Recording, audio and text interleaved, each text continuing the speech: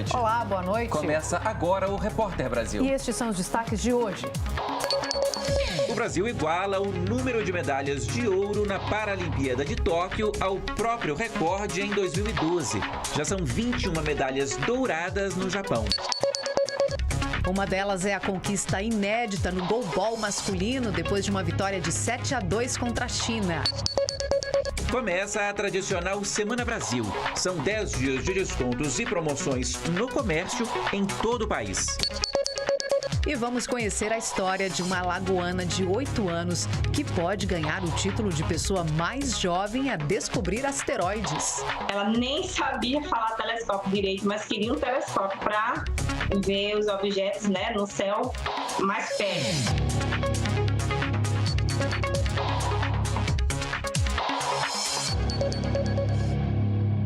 Foram 10 anos em busca do ouro e ele finalmente chegou. A seleção masculina de goalball do Brasil subiu ao lugar mais alto do pódio pela primeira vez em Jogos Paralímpicos. No fim, teve emoção, muitos abraços e também muitas lágrimas.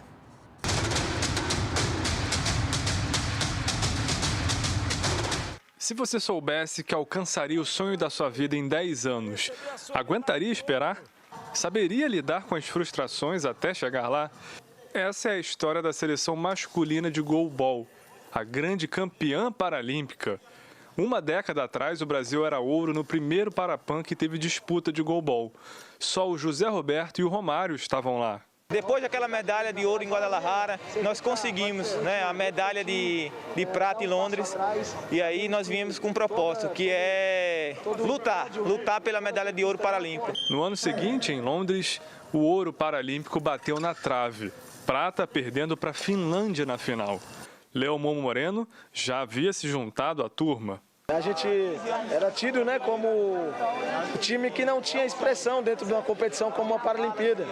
E fomos tratados até como zebra, né, daquela competição por ter chegado na medalha de prata em Londres. Mais 2 anos e o Brasil se tornava campeão mundial pela primeira vez. Nessa altura, o Alex e o Parazinho também já tinham aumentado o grupo. Aí o Emerson chegou e completou a família, que trouxe o ouro de mais um Parapan em Lima, em 2019.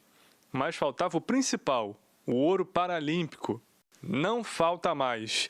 Indiscutíveis 7-2 na final dos Jogos Paralímpicos de Tóquio contra a China. O José Roberto, o único que esteve em todas essas conquistas, respondeu aquela minha pergunta do começo. Eu estou com 40 anos, é provavelmente a minha última competição com a seleção. Então, talvez eu achasse que não desse para chegar até aqui, mas cheguei e com certeza toparia. Em 10 anos, a seleção zerou todas as competições que poderia conquistar. Experimentou de tudo um pouco, cresceu, amadureceu, convenceu. E agora vem a sequência, o depois. E essa família está de braços abertos para acolher mais gente. Quem sabe não tem novos Leomons, novos Romários, novos Parazinho para os próximos anos nos substituir aqui e a gente está em casa vibrando com eles também.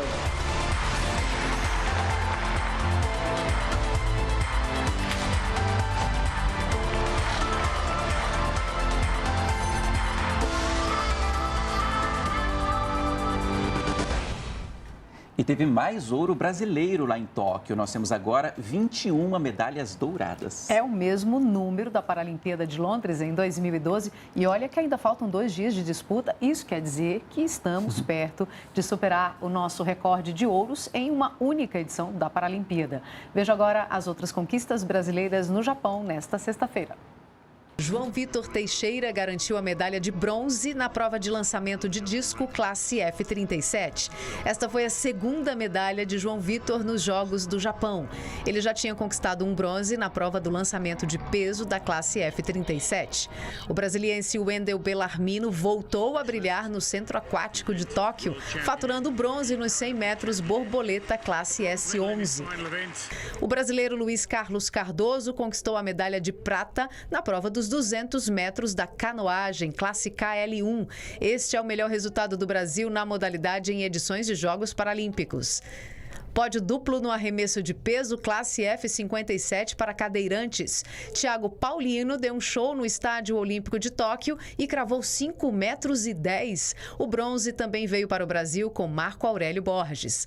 A paraibana Silvana Fernandes também garantiu mais um bronze para o Brasil, foi no Para-Taekwondo. Silvana derrotou um atleta da Turquia na disputa até 58 quilos na categoria K44. Ao todo, portanto, o Brasil conquistou 7 medalhas nesse 10º dia de competições e tem mais pódio à vista.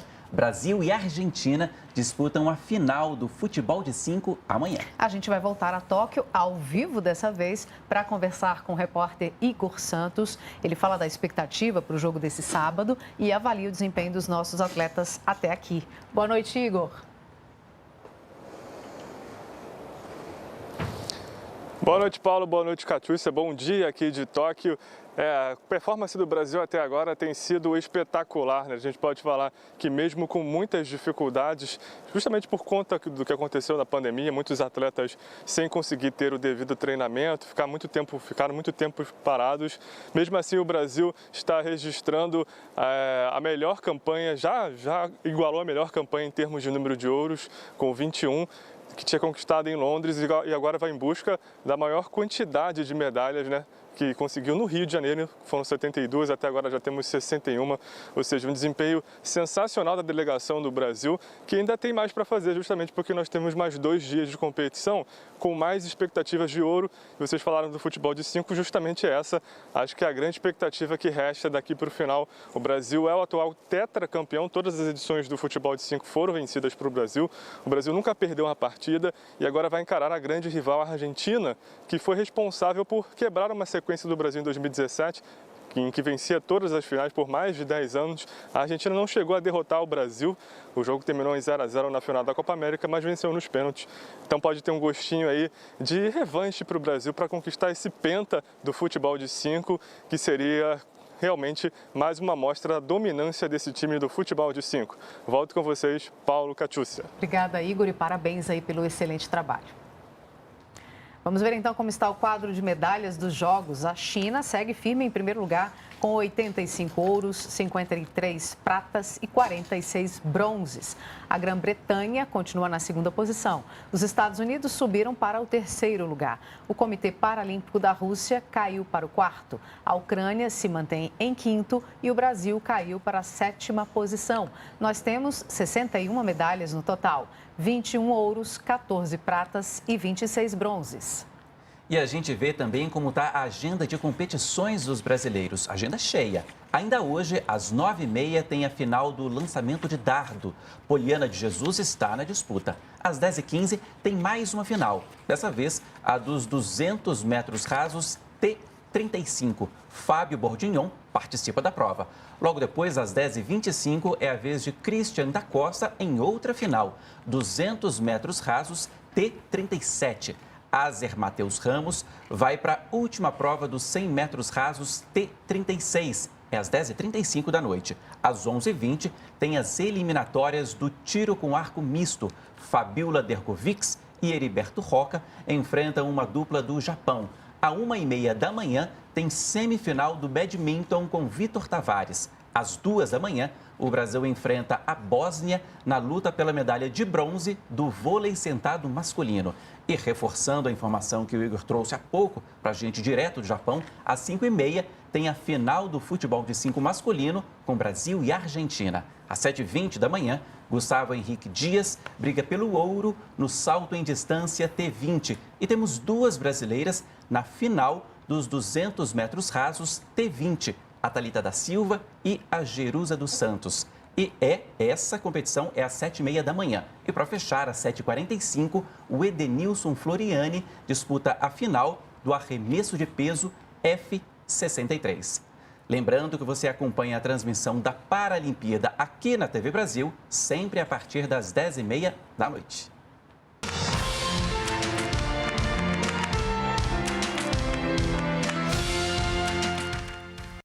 A Paralimpíada Paralimpíada termina domingo, mas já na terça tem mais cobertura especial e a gente quer a sua participação. Mande pelas nossas redes sociais as suas imagens, histórias e lembranças do 7 de setembro. E não se esqueça de usar a hashtag TV Brasil no 7. O presidente Jair Bolsonaro esteve hoje na Bahia para oficializar a concessão do trecho 1 da FIOL, a Ferrovia de Integração Oeste-Leste. Ela deve entrar em operação em 2025 para ajudar a escoar minério e produtos do agronegócio. Até lá, a expectativa é gerar mais de 50 mil empregos. O trecho da ferrovia Oeste-Leste, que começa a ser construído pela iniciativa privada, será o canal de ligação dos produtos brasileiros aos navios de exportação no sul da Bahia. Temos certeza de que a FIOL fará a integração que faltava para gerar oportunidades e unir ainda mais o oeste do Brasil. Com 537 quilômetros de extensão, a FIOL 1 liga as cidades baianas de Caetité e Ilhéus. Quando estiver pronta, vai se unir a outros 2 trechos até chegar a Figueirópolis, em Tocantins, onde se conecta a ferrovia Norte-Sul e ao restante do país. Nós temos um grande grupo que trabalha muito lá fora, que acreditou no Brasil e que só nesse empreendimento, envolvendo o complexo mineral de Caetité, a ferrovia da FIOL e o Porto Sul, vai investir 10 bilhões. A estimativa é que a obra gere 55 mil empregos e acelere a economia local, o que vai ajudar produtores rurais como o Jean. Vai ser muito importante essa obra aqui, que vai baratear o preço dos produtos, né, com o transporte, e também gerar bastante emprego com o pessoal carente da região. Esses trilhos, que estavam com as obras paradas desde 2014, vão receber 3 bilhões e 300 milhões de reais em investimentos ao longo de 5 anos.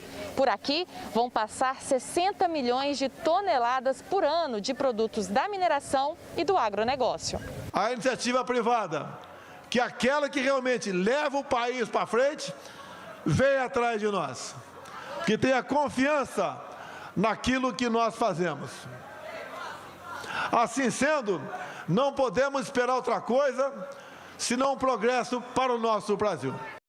O presidente do Banco Central disse hoje que a instituição vai usar todos os instrumentos necessários para controlar a alta dos preços. Segundo o IBGE, a inflação chegou a quase 9% nos últimos 12 meses. O teto da meta para este ano é de 5,25%. Veja agora o que o presidente do Banco Central falou. Tem um caso aí da carne mais recente, precisamos entender como é que vai ser o desfecho disso. E a gente tem uma atenção toda voltada agora para a parte de serviços. A gente já vinha dizendo que serviços ia, em algum momento, quando o distanciamento social diminuísse, ele ia se intensificar. A gente tem visto isso, o último número saiu até um pouquinho mais forte de serviço, então é importante acompanhar essa dinâmica. Nós entendemos que temos os instrumentos, né, para trazer a inflação, convergir a inflação para a meta no horizonte relevante, e o Banco Central vai fazer o que for necessário. Falando nisso, quem teve que renegociar o aluguel nos últimos meses sentiu no bolso que o aumento foi maior do que nos últimos anos. E a culpa é do IGPM, índice conhecido como a inflação do aluguel. Ele teve alta de 31% em um ano. No último mês, o aumento no índice geral de preços mercado até teve uma pequena desaceleração. Caiu de 0,78 em julho para 0,66 em agosto. Nada que aliviasse muito para quem mora de aluguel. No acumulado dos últimos 12 meses, o IGPM chegou a 31%, mais que o dobro do índice em agosto do ano passado, que foi de 13%. Segundo especialistas, esse número foi puxado principalmente pela alta no preço da energia elétrica e de commodities como feijão e café. O IGPM é composto por 3 índices. O índice de preços ao produtor amplo, IPA, que acompanha produtos como soja, café, carne, minério de ferro, fios e cabos elétricos. O índice de preços ao consumidor, IPC, que mede itens como a energia residencial e gás de bujão, e pelo Índice Nacional de Custo da Construção, INCC, neste caso formado por materiais e mão de obra. Isso faz com que eu acabe trazendo para o consumidor final uma variação da inflação que não era de consumidor, que era ligada mais à construção civil e produtor. Eu, sinceramente, acredito que essa questão da reversão do IGPM ela vai levar um certo tempo. Segundo este corretor de imóveis, a lei não obriga a indexação dos contratos contratos de aluguéis pelo IGPM. Com isso, uma dica é negociar a aplicação de outros índices. Pode ser com base no valor do imóvel e até mesmo o próprio IPCA, que acumulou alta 4 vezes menor que o IGPM no último ano. A gente tem que ter bom senso nessa relação. Às vezes, se o locatário já está lá há muitos anos naquele imóvel, paga em dia há muito tempo, então é natural que o proprietário tenha que entender a condição bastante diferente que a gente está passando aqui no Brasil e em todo o planeta também, no sentido econômico. Outra dica é economizar energia. Uma nova bandeira tarifária entrou em vigor essa semana. Segundo o governo, a chamada Bandeira Escassez Hídrica tenta compensar a alta nos gastos com as usinas termoelétricas, mais caras que as hidrelétricas. E uma saída para consumir menos está nos eletrodomésticos. Isso mesmo, Paulo. A partir do ano que vem, as geladeiras terão uma nova classificação. Com ela, a estimativa do Inmetro é que os brasileiros economizem mais de 30 bilhões de reais na conta de luz até 2035. Nesta loja, todas as geladeiras são consideradas nota A no gasto de energia, mas a diferença no consumo entre elas é grande. E quem quer comprar está de olho. A energia, que consome, o valor também, é a marca. Deficiência, quanto ao problema do gasto de energia, essas coisas que de repente pesam mesmo, né? O critério para ganhar nota máxima do Inmetro é o mesmo há 15 anos. E para estimular a produção de modelos mais econômicos, o órgão divulgou que a partir de julho do ano que vem, as etiquetas das geladeiras vão ganhar novos parâmetros. Acima da nota A, produtos mais eficientes vão ter o selo A+, A2+, e A3+. A gente tem uma política tributária que ofere um benefício no IPI para produtos que são classe A, e a perda desse benefício de forma muito abrupta, faria com que a gente realmente tivesse impactos socioeconômicos que a gente quer evitar. Para a indústria, essa mudança representa um grande estímulo para os investimentos que as empresas farão na melhoria dos seus processos de produção, na melhoria dos seus próprios produtos, para poderem oferecer para o consumidor produtos mais eficientes. A gente segue falando de economia porque sexta-feira é dia de entender a variação do dólar e da bolsa ao longo da semana. E quem nos ajuda a traduzir o sobe e desce dos mercados é o nosso comentarista de política e economia, Ricardo Caldas. Boa noite, professor. A bolsa caiu um pouco essa semana, o dólar aí operou uma certa estabilidade. Agora explica pra gente o que essa variação significa no nosso dia a dia. Perfeito. Boa noite, Paulo. Boa noite a todos que estão nos assistindo. Foi uma semana muito atípica, com muitas oscilações. A questão da votação no Congresso, na Câmara e no Senado, mudou muito os humores dos analistas, tanto econômicos quanto políticos. A Bolsa caiu muito ontem e hoje ela teve uma ligeira recuperação. A gente tem os números aqui, vamos ver os números? Vamos. Está aqui, professor, explica para a gente, por favor. O senhor falava que a Bolsa caiu, não é isso? Exatamente. Então, a Bolsa começou razoavelmente bem na segunda-feira. A gente vê que ela termina em 116.933. Havia um receio, Paulo, que caso ela caísse, que ela estava em queda, de segunda até quinta-feira estava em queda, até ontem, E havia o receio que se ela caísse abaixo de 116 mil, isso poderia gerar uma insegurança generalizada nos investidores. Para completar, a gente teve justamente a aprovação de uma taxação sobre lucros e dividendos, o que também obviamente não agradou os investidores. Mas agora, o dia mesmo, se a gente for pensar no dia de hoje, que foi um dia atípico, o resultado dele foi perplexidade com a divulgação do mercado de trabalho norte-americano. Apenas 235 mil empregos foram gerados no mês passado, quando se esperava alguma coisa em torno de 700, 750 mil. Lembrando que em junho e julho nós tivemos geração de 900 mil, quase 1 milhão de empregos, e agora despencou. E isso gerou uma perplexidade global, porque ninguém mais sabia para que lado a economia norte-americana está indo. Resultado, as bolsas europeias caíram, as bolsas americanas se mantiveram com novos índices, inclusive para o Nasdaq, e a nossa bolsa pegou um pouquinho dessa ligeira ascensão, quer dizer, ela acabou estabilizando.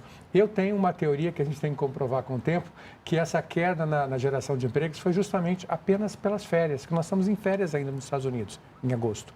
Então, quando voltar a setembro, é possível que os números melhorem, mas agosto eu diria que é um mês atípico, que a gente não pode considerar como uma tendência definitiva. Ok, professor, obrigado e até segunda-feira. Até segunda-feira. E começou hoje a terceira edição da Semana Brasil. Pelos próximos 10 dias, os consumidores terão acesso a descontos e promoções. E a novidade este ano é a inclusão dos pequenos e médios comerciantes. O cenário para os comerciantes varejistas é desafiador. Quem sobreviveu aos impactos da pandemia precisa agora fazer a mercadoria circular. E para isso, nada melhor que uma boa promoção, principal foco da Semana Brasil. Nós estamos indo desde descontos muito significativos até carências interessantes, né? Tem gente que está colocando para primeiro pagamento em 2022, por exemplo. Essa é a terceira edição do evento. A data é estratégica, 10 dias de ofertas durante a Semana da Independência, bem no comecinho de setembro, um dos meses mais fracos para as vendas no varejo. Queríamos aproveitar e criar uma semana de grandes promoções para o mês de setembro. O mês de setembro sempre foi considerado um mês bastante morno, porque ele está saindo de um período de São João, de Dia dos Pais e tal, e aguardando o mês de novembro e dezembro, quando tem Black Friday, Natal, etc. A ideia é fazer da Semana Brasil, que neste ano vai de 3 a 13 de setembro, a Black Friday brasileira. Só que para isso, mais empresas precisam aderir às campanhas. Inclusive, este ano, os pequenos e médios lojistas também vão poder participar. É o comércio de bairro entrando na onda das promoções. Na outra ponta tem os consumidores, que mesmo impactados pela crise, não resistem a uma boa pechincha. Quem está dizendo é o Lauro, dono de uma loja de roupas no Brás, em São Paulo. Ele participou das 3 edições da Semana Brasil e viu as vendas melhorarem. Percebido diretamente nas vendas que tem sido uma data que tem crescido. Em 2019 começou ali de maneira tímida e 2020, mesmo sendo um ano de pandemia, um ano muito difícil, já refletiu melhores vendas do que a Semana do Brasil 2019, o que gera em nós uma expectativa agora com a retomada. Daqui a pouco você vai conhecer a história de uma alagoana de 8 anos que pode ganhar o título de pessoa mais jovem a descobrir asteroides. Os detalhes depois do intervalo.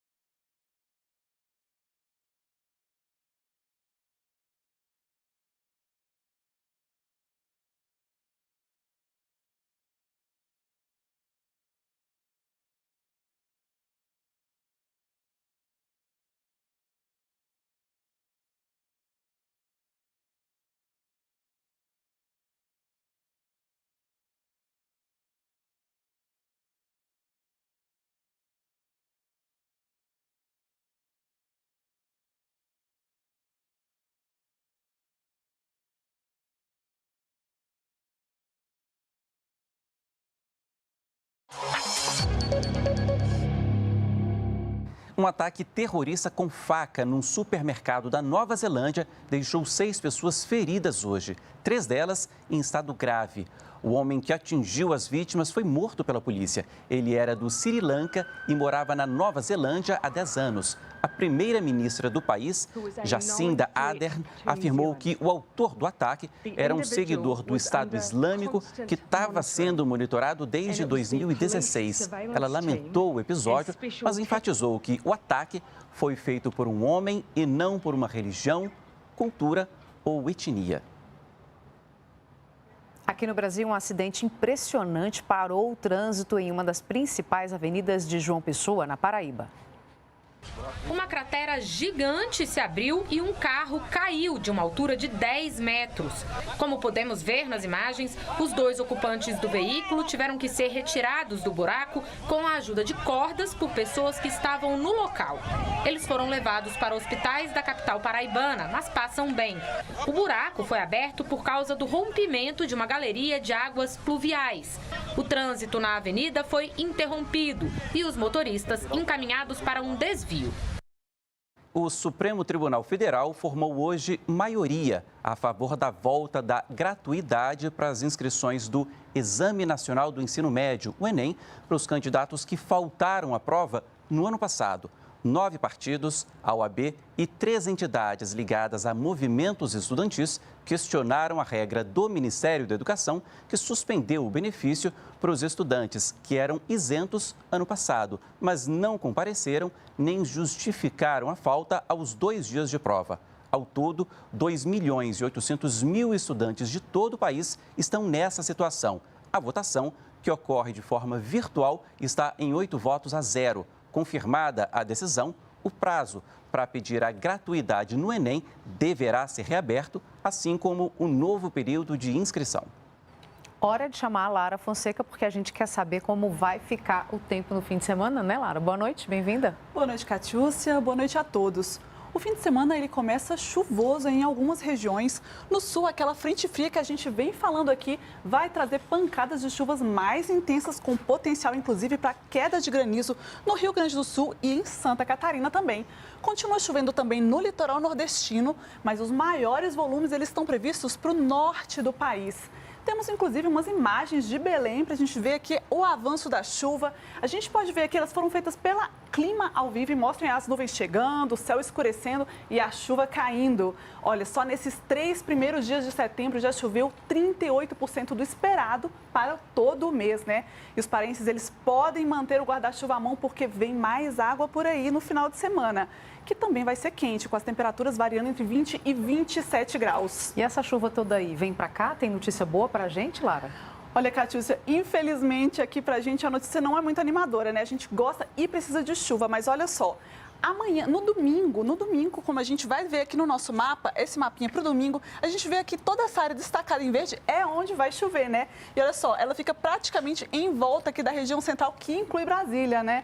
E essa área aqui está com aquela massa de ar quente e seco ainda que a gente vem falando aí e ela continua reduzindo as chances de chuva e elevando as temperaturas também.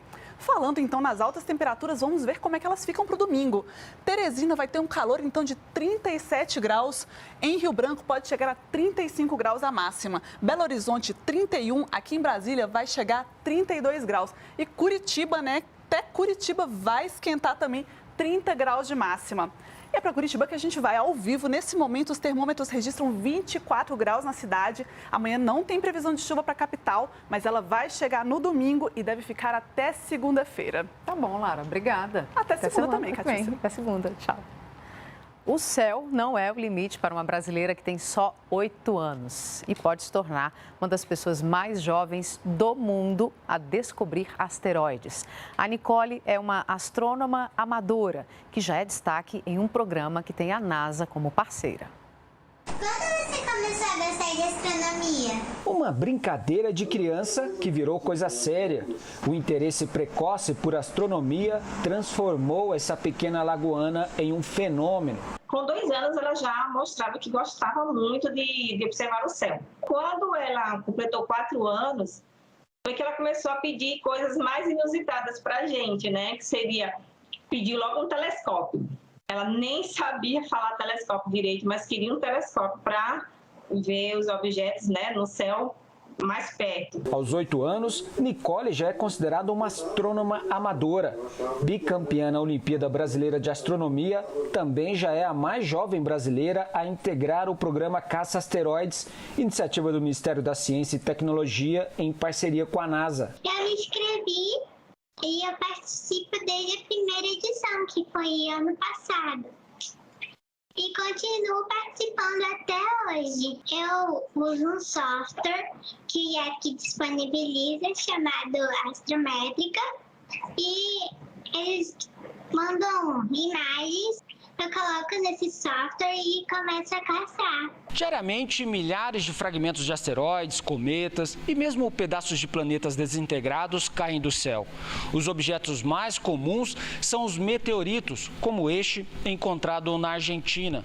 São pequenos fragmentos de uma explosão do meteoro ao entrar em contato com a atmosfera da Terra. Não é fácil identificar esses fenômenos no universo.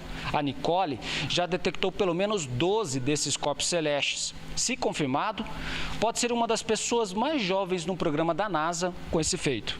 Ela é muito estudiosa, ela é muito dedicada, ela é muito organizada também, assim, coisas que é difícil de se ver numa criança, né? Ela só tem 8 anos. Ela tem um clube que ela fundou de ciências online. Ela já tem 55 crianças cadastradas, todas em atividades. Para a mãe, para o pai, para a família toda, é um orgulho muito grande. A Nicole tem um canal no YouTube e o endereço é youtube.com/Nicolinha2012. A Bienal Internacional de São Paulo chega aos 70 anos como um dos maiores eventos de arte contemporânea do mundo. Depois de ter sido adiada por causa da pandemia do ano passado, a Bienal volta a receber público já a partir de amanhã.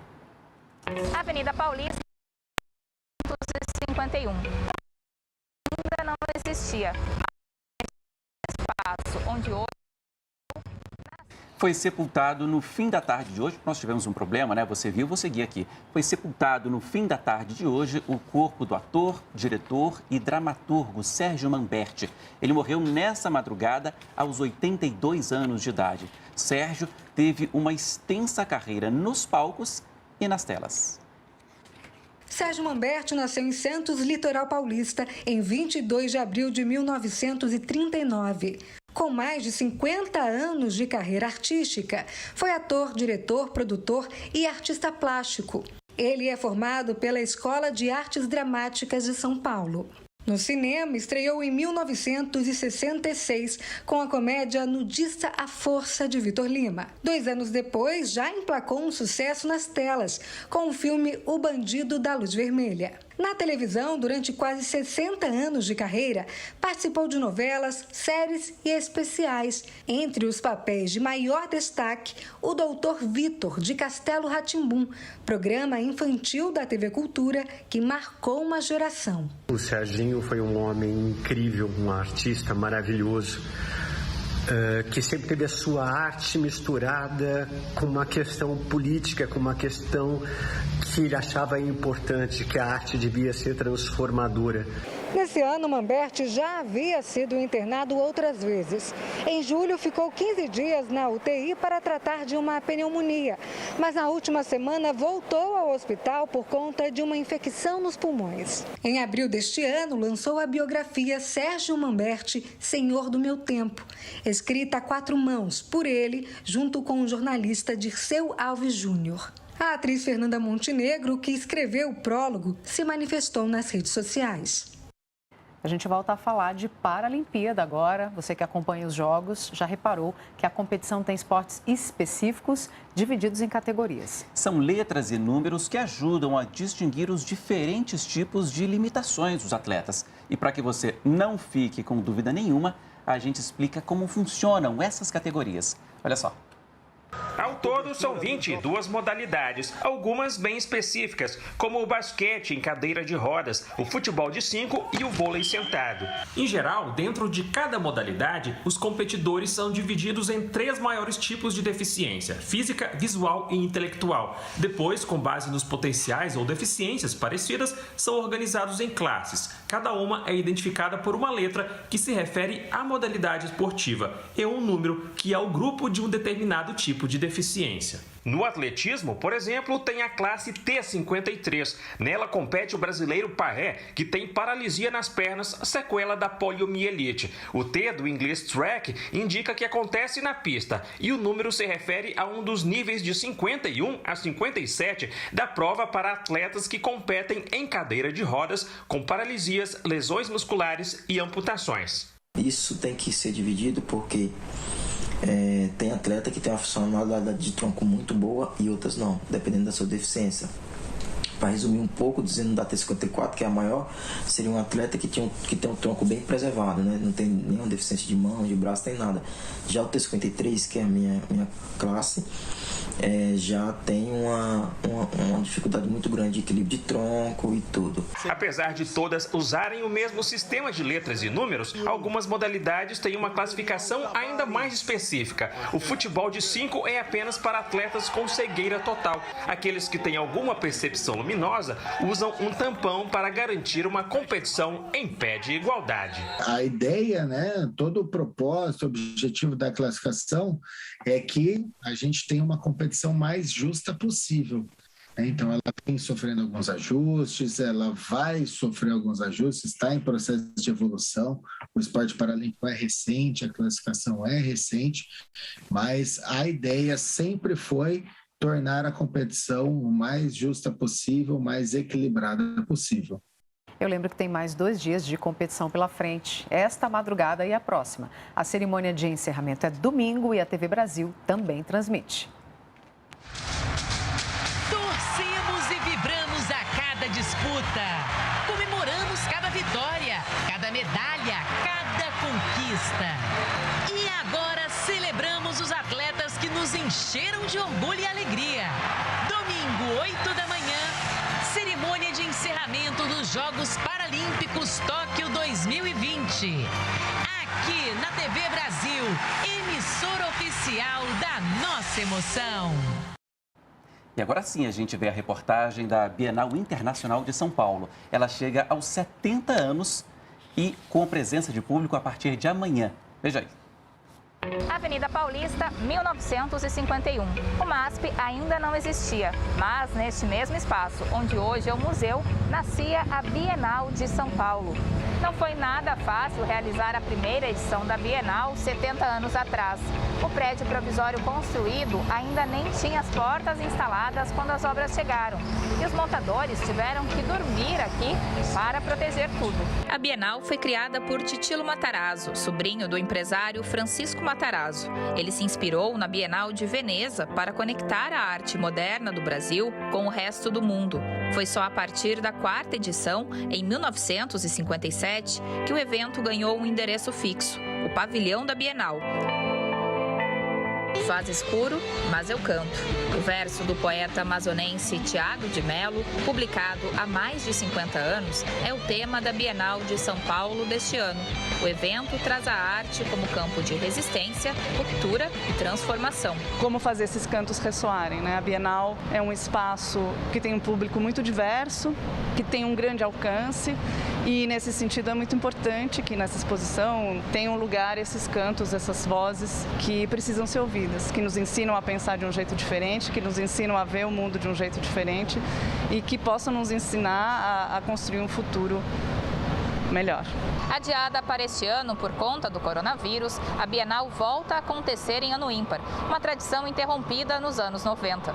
A mostra já previa obras com temas como o trânsito de pessoas e o enclausuramento, o que ganhou ainda mais força neste contexto de pandemia. Com artistas de quase 40 países, esta edição reúne mais de 90 nomes, entre eles figuras consagradas como Lazar Segal e Lígia Pape. Mas o evento também é um espaço para a diversidade da arte contemporânea. Uma série que chama Retomada, porque entendo que como este movimento de indígenas afastados do seu povo, que buscam novamente o seu povo, indígenas, gentes, floresta, rios, todos estamos em movimentos de retomada.